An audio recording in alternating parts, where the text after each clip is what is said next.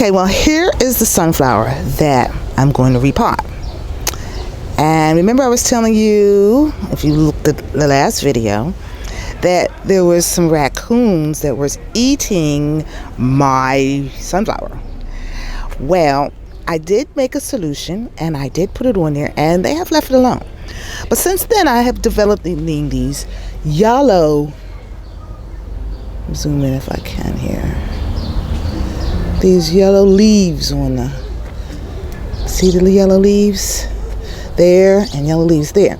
And that's mainly because of stress. And it's stressed because it's outgrown its pot.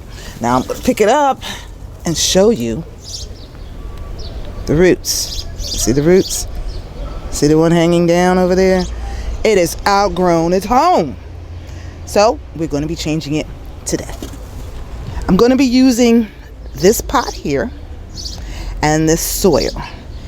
And we'll get right to it.